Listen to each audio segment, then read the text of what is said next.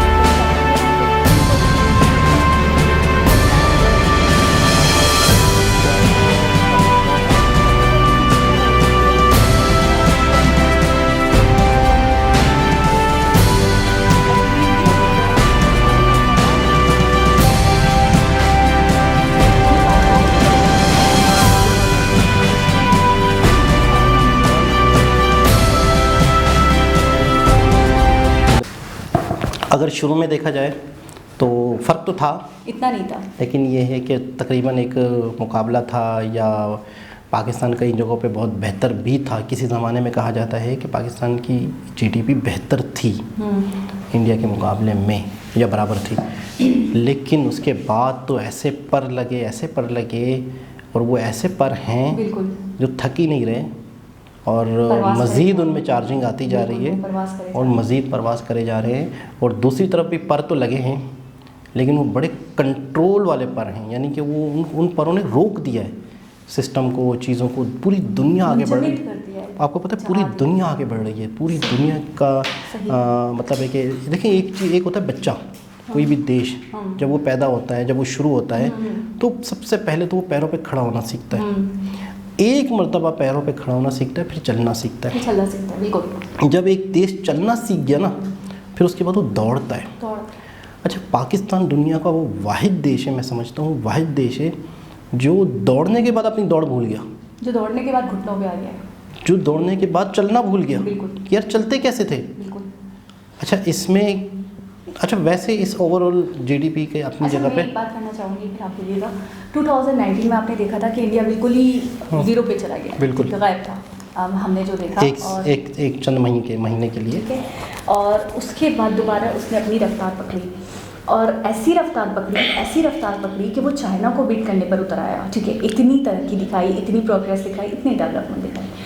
हमारे यहाँ परसों मैंने देखा कि हमारे जो इमरान खान है पीएम, उनका बयान चल रहा था, उनकी स्पीच चल रही थी, तो उसमें उन्होंने कहा पाकिस्तान के पीछे रहने की सबसे बड़ी वजह है कोविड जो आया, कोविड के बाद हम ज़्यादा मतलब इमरान खान कह रहे थे कि हम बहुत ज़्यादा तरक्की नहीं कर पाए। मेरी मतलब उनका कहने का मकसद ये था, लब्बुलवाब ये था उनकी पूरी स्पीच का कि मैं अपनी कारकर्दगी वो 5 सालों में इसलिए नहीं दिखा पा रहा हूँ, बीच में कोविड आ गया और जिसकी वजह से मैं बहुत सारे मामला जो करना चाहता था वो नहीं कर पाया और हुकूमती तौर पे वो हो नहीं पाए और हम पीछे चले गए और महंगाई इतनी ज़्यादा हो गई। इन्फ्लेशन का वो एक रीज़न बता रहे हैं कोविड को, ठीक है, और आवाम भी इस बात को मान रही है कि हाँ कोविड की वजह से हम बहुत पीछे चले गए, बहुत ही पसे पर्दा चले गए, बहुत ही पीछे चले गए, जो थे उससे भी पीछे चले गए, जबकि हमें उससे आगे आना था। एक पॉइंट पे हम जहाँ थे वहाँ से हमें आगे बढ़ना था, जबकि हम उससे ही बहुत पीछे हो गए। और आवाम उनको इस बात का दिलासा दे रही है कि ठीक है, हम चाहते हैं कि आप 5 साल पूरे ही कंप्लीट करो, क्योंकि आपको करने का मौका नहीं मिला कोविड की वजह से। आप बहुत सारे इक़दाम लेना चाहते थे, महंगाई का तोड़ दिखाना चाहते थे, लाना चाहते थे, करना चाहते थे, लेकिन आप कर नहीं पाए क्योंकि कोविड बीच में आ गया। तो मेरा बस उन लोगों से एक सवाल है कि कोविड सिर्फ पाकिस्तान में आया था, इंडिया में नहीं आया था, दूसरे देशों में नहीं आया था,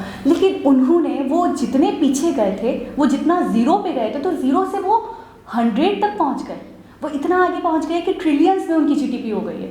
और आप सिर्फ एक लूला लंगड़ा बहाना, जिसको मैं कहूँगी कि कोविड का आड़ पकड़ के अभी तक आप ये कह रहे हो कि मैं प्रोग्रेस नहीं दिखा पाया, मैं कुछ नहीं कर पाया क्योंकि कोविड आ गया। तो कोविड, तो मेरा बस सवाल ये है, कोविड तो सिर्फ पाकिस्तान में नहीं आया, इंडिया में भी आया, और इंडिया में तो दूसरी वाली जो वेव आई थी और जो हमने वीडियोज़ देखे थे, तो मुझे तो ऐसा लग रहा था कि सरकारी तौर पर क्या इक़दाम हो सकते हैं, इसको कैसे कंट्रोल किया जाएगा, इसके लिए क्या किया जाएगा। उन्होंने इतनी वैक्सीन बाहर एक्सपोर्ट भी करी, अपने कंट्री में, अपने देश में हर नागरिक को लगाई, उन्होंने इतने इक़दाम किए, और सिर्फ इक़दाम में ये नहीं हुआ कि उन्होंने विकास छोड़ दिया, उन्होंने कहा अभी कंट्री को भाड़ में डालो, अभी आवाम और जनता को देखो, ऐसा तो नहीं हुआ ना, उन्होंने विकास को भी जारी रखा।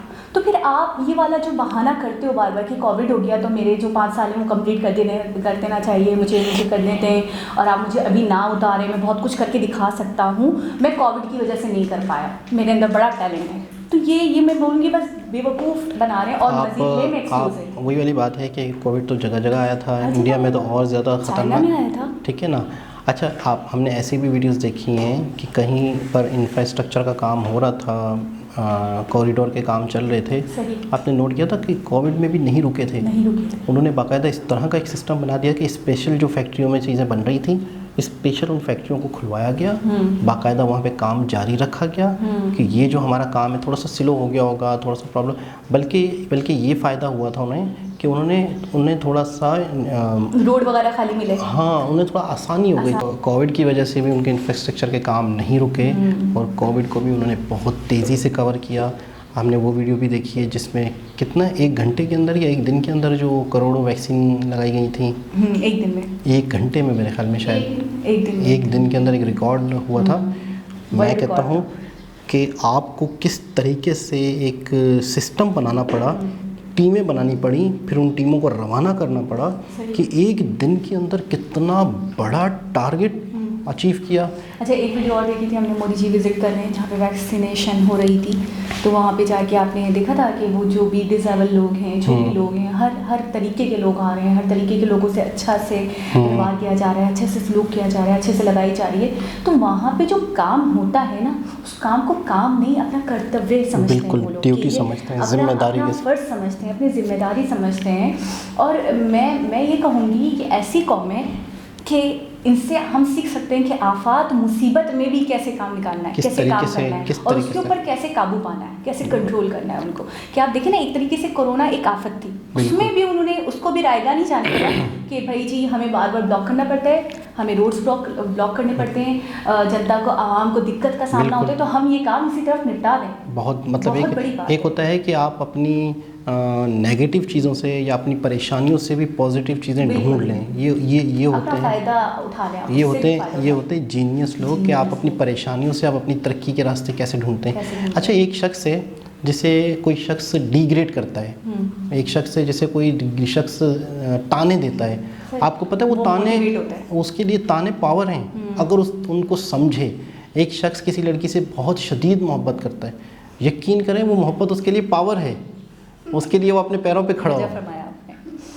बजा ही फरमाता हूँ मैं, बजा के फरमाता हूँ। तो उसकी कांपे तो नहीं टांगती हैं जब वो खड़ा होता है तो। नहीं, यही तो मैं कह रहा हूँ कि जब वो देखें, जब मैं कह रहा हूँ कि जब उसके जेब में माल होगा ना, फिर टाँके कांपे हाँ, फिर टांगे नहीं कांपेंगे, कांपे भी नहीं टाँकेगी, टाँके भी नहीं कांपेगी,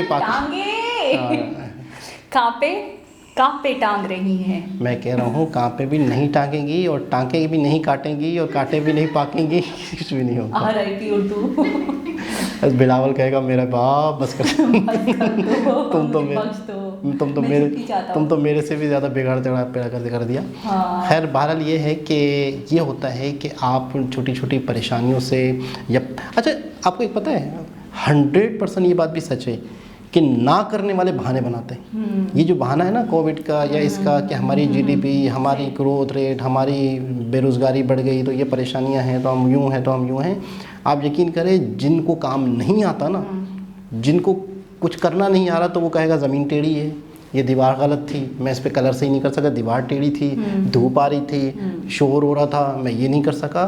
छोटे छोटे बहाने जो है ना, वही ढूंढता है जिसके अंदर कोई सलाहियत नहीं होती करने की। अच्छा, जिसके अंदर सलाहियत है करने की, वो जो छोटी छोटी परेशानियां हैं, जो छोटी छोटी दिक्कतें हैं, उन दिक्कतों को कवर करता है, उन दिक्कतों से फ़ायदा उठाता है कि यार अगर धूप आ रही है तो उससे मैं दीवार पे कलर करूँ, सूख जाएगा जल्दी, इसको मैं फ़ायदा उठाऊँ। अच्छा, नितिन जी ने एक बात कही थी आपकी अदालत में, मुझे अभी पता नहीं क्यों वो याद आ गई। उन्होंने कहा था उन्होंने अपनी टेबल पे लिखा हुआ है कि ऐसे डिसऑनेस्ट लोग, बगैर ईमानदार लोग जो करते हैं कुछ, मेरे नज़दीक ज़्यादा बेटर है, ऐसे ऑनेस्ट से जो कुछ नहीं करते कंट्री के लिए, जो मुल्क के लिए कुछ नहीं करते, अगर डिसऑनेस्ट हैं लेकिन करते हैं, काम करते हैं, कुछ ना कुछ आते हैं काम, भले उनको नहीं आता फिर भी वो करते हैं, कोशिश करते हैं, वो कुछ ना कुछ कर दिखाएंगे, कुछ ना कुछ कर ही आज नहीं तो कल नहीं, कुछ ना कुछ कर ही डालेंगे, गलत करके सही कर देंगे।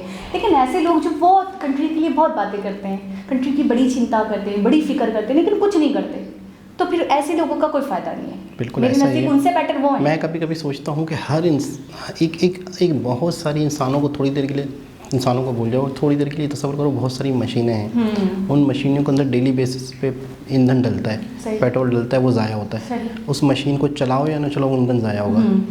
1 करोड़ मशीनें हैं, उन 1 करोड़ मशीनों में पेट्रोल डलना है, बगैर मशीन को यूज़ किए, बगैर मशीन को इस्तेमाल किए, उस पेट्रोल ने जल जाना है, खुद ही जल जाना है। बिल्कुल। तो फिर आप ऐसी मशीनों के साथ क्या करेंगी? काम मिलेंगी कि यार पेट्रोल तो रोज़ाना मशीनों में डलना है मुझे, बिल्कुल, और ये मशीनें ख़त्म हो जाएंगी अगर पेट्रोल नहीं डला तो। सही। लेकिन इस मशीनों को आपने काम नहीं ले रही हैं, हाँ, और पेट्रोल शाम तक ख़त्म हो जाता है। सही। फिर दूसरे दिन फिर आपको पेट्रोल उसमें डालना है, लॉस हो रहा है मेरा। ठीक है, फिर आप क्या सोचोगे कि यार इन मशीनों में पेट्रोल वैसे ही डलता है, तो पेट्रोल की वजह से मैं इन मशीनों को यूज़ कर सकती हूँ, तो मैं काम लूँ। तो वो कौन है मशीनें? वो हम इंसान हैं। हम डेली बेसिस पे अनाज खाते हैं, हम डेली बेसिस पे हमारे अंदर कुदरती तौर पे एनर्जी होती है। अगर हम उस एनर्जी को ज़ाया कर देते हैं रोज़ाना कुछ ना करते हुए, अच्छा दूसरे दिन फिर हमें एनर्जी चाहिए, फिर हम काम भी नहीं करें। जब एक मशीन को आपको दुख हो रहा है कि यार एक मशीन में डेली बेसिस पे मैं पेट्रोल डालती हूँ, लेकिन वो ज़ाया होता है, लेकिन वो डालना भी ज़रूरी है, तो वही चीज़ को इंसान में तस्वर करो तो इसका मतलब है कि अच्छा, हम अच्छा। करोड़ों लोग अपने आप को ज़ाया कर रहे हैं। अच्छा, अभी नितिन जी की बात, हमारी जो दौर हुकूमत चल रही है उस पर बड़ी फिक्स बैठ रही है। बहुत वो बोलते हैं बड़े ऑनेस्ट हैं वो, बिल्कुल। लेकिन वो कुछ कर नहीं पा रहे, ठीक है ना। तो हमारे लिए कितनी मुसीबत का कारण बने हुए हैं वो। बिल्कुल। ठीक है, हमारी पस्ती के लिए, हमारी इन्फ्लेशन के लिए। लोग कह रहे हैं दिन ब दिन इन्फ्लेशन बढ़ रही है पाकिस्तान में, कभी भी कंट्रोल नहीं हुई। अब नवाज शरीफ की अगर हम बात करें, जरदारी की बात करें, वो डिसऑनेस्ट थे, हम मानते हैं वो चोर थे, वो वाकई उन्होंने करप्शन करी, लेकिन उन्होंने कुछ ना कुछ तो किया, कुछ ना कुछ प्रोजेक्ट्स तो किए, कुछ ना कुछ तो चले, सस्ताई करी थोड़ी बहुत। हाँ, उन्होंने जो भी करा टेम्प्रेरी तौर पे करी। अच्छा, क्या कहते हैं, अगर आप सस्ताई की, मैं आलू टमाटर या फिर प्याज सस्ता कर दूं डोनेशन लेकर, तो आप लोग बड़े खुश हो जाओगे। तो भाई जाहिर सी बात है, और आवाम चाहती क्या है आपसे? मैं बहुत बता तो रहा हूँ कि आवाम का तो मसला यही है ना कि 2 वक्त की रोटी सस्ती, बिजली और पानी। इसी अच्छा, ये तो मैं कहता हूँ बहुत सस्ते का सौदा है किसी भी गवर्नमेंट के लिए, कि इतनी आवाम बेवकूफ़ है, इतनी आवाम सादा है कि वो चंद चीज़ों पे खुश है। खुश हो जाती है। अगर उन्हें सड़क साफ़ सुथरी मिल रही है, टूटी हुई नहीं मिल रही, वो खुश हैं। चंद चीज़ें, उन्हें तो पता ही नहीं है कि और उनके क्या क्या हक हैं। मैं ये कहूँगी हमारी आवाम में इतना शऊर ही नहीं है कि हम तो बड़ी बड़ी डिमांड्स करते ही नहीं हैं। ऐसा ही है, जैसे बिल्कुल। फॉरेन कंट्रीज़ के जो लोग हैं वो बड़े बड़े मुआहदे लाते हैं, बड़े बड़े डिमांड करते हैं, बड़े बड़े मुतालबे करते हैं अपनी गवर्नमेंट से, और उनकी गवर्नमेंट करके भी दिखाती है। तो हम तो इतने शऊर वाले हैं ही नहीं। हम तो कहते हैं पेट्रोल थोड़ा सस्ता कर दो, हम तो कहते हैं बिजली आ जाए, हम तो कहते हैं गैस आ जाए, गैस नहीं आती। इसी पर भी छोटी छोटी चीज़ों पर भी हम खुशियाँ खुश हो महसूस जाते करते हैं। हैं। तो वाकई बहुत बहुत अंतर कारकर्दगी में, बहुत फ़र्क, बिल्कुल। और उस फ़र्क का हम नतीजा देख रहे हैं कि आज पाकिस्तान की जीडीपी इंडिया के कई राज्यों के बराबर है। खुश होने की बात। आपको पता है तमिलनाडु की जीडीपी पाकिस्तान के बराबर, गुजरात की जीडीपी पाकिस्तान पूरे पाकिस्तान के बराबर। सही। तो पूरे इंडिया की जीडीपी का पाकिस्तान के साथ तो मैं कहता हूँ कि कंपैरिजन है। तो एक चार्ट की शक्ल में, ग्राफ की शक्ल में जीडीपी का मवाजना किया गया था। इन्फॉर्मेटिव वीडियो थी। दोबारा किसी और वीडियो के साथ आपसे मुलाकात होगी। जब तक के लिए अल्लाह हाफिज़।